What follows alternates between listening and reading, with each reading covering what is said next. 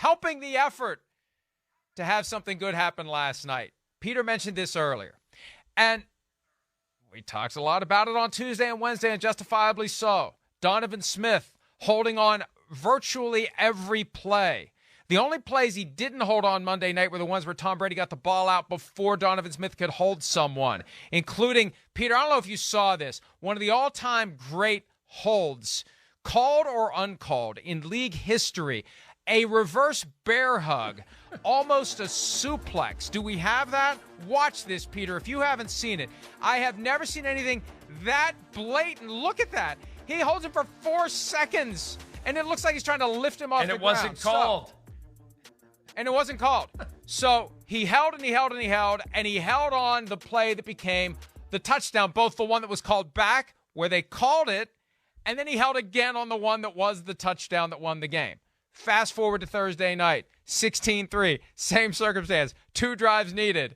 And Rob Havenstein holding on not every play, but at least 4 of them, including the game winner. Pete Demolitis has a tweet that shows the image, the moment. There it is. And his move is put my forearm in the throat of Maxx Crosby and restrain him that way. And that is holding. Look at this. Yeah. Mike. There they are. There are the 4 shots. You know, officials, nobody ever says this, but it's almost like what happens in Fight Club. You shut up about Fight Club, whatever the cliche is. But don't you get the feeling after they called 3 holds in the second half on the Rams that they were done with that? You know, I'm going to tell you a quick story, Mike. So when this was, I think, in 2013, I had just gotten to the MMQB. Sports Illustrated gave me this website with a staff to do. And so I was trying to do this for a long time, but I wanted to spend a week with an officiating crew. I wanted to go on the road to see what they did in their real lives, how they studied, everything like that. So finally, the NFL agreed to let me shadow Gene Sterator's officiating crew. And during the course of that time, I realized how hard that it is to be an official, first of all, because it's not a full-time job, and you have to find time. You know, Dino Paganelli, a social studies teacher outside of Grand Rapids, Michigan, and at the time a single dad to 3 kids, has to get all his kids squared away, has to do all that, and then he's got to find a couple hours at 10 o'clock at night to study tape of the Ravens and the Bears, because that's what he's going to do next week. But be that as it may, here was the one really interesting thing that I carried with me after that, and that is that officials talk to players all the time. And officials in the middle of a game might say, you know what, you're really lining up over the line. You're a little bit in the neutral zone now. You got to get back. You got to get back. So in other words, they don't want to call these fouls, all of them. They don't want to throw the flag.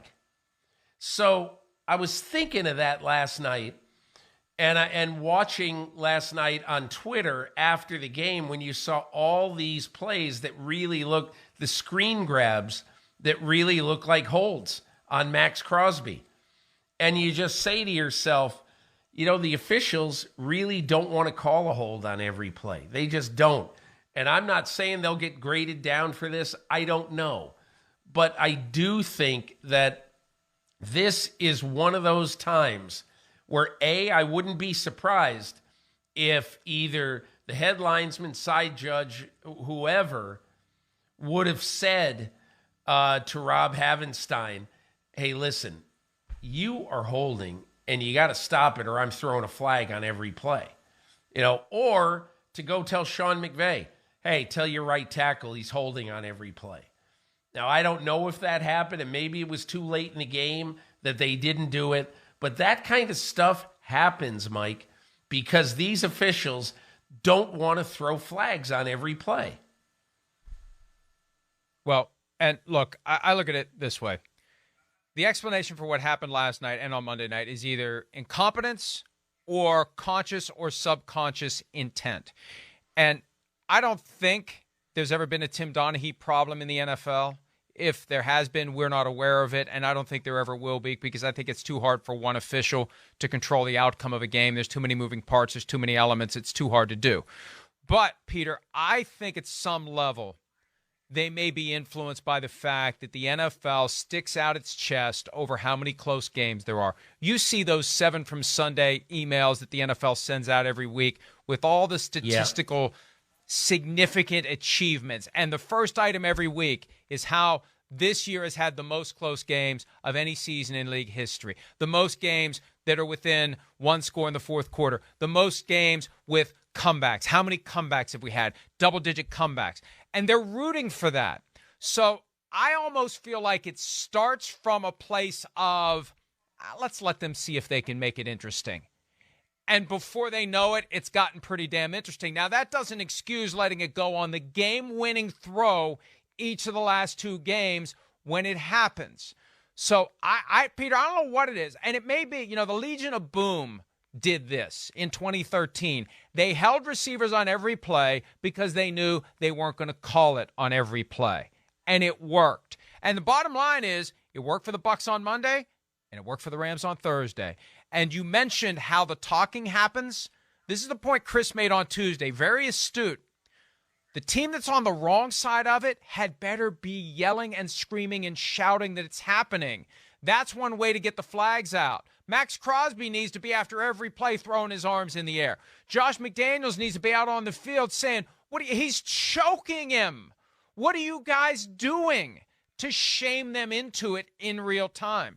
That's the big takeaway I have from this. If you're a team trying to hold a big lead late and your guys are getting held, you better be shouting from the rooftops it's happening.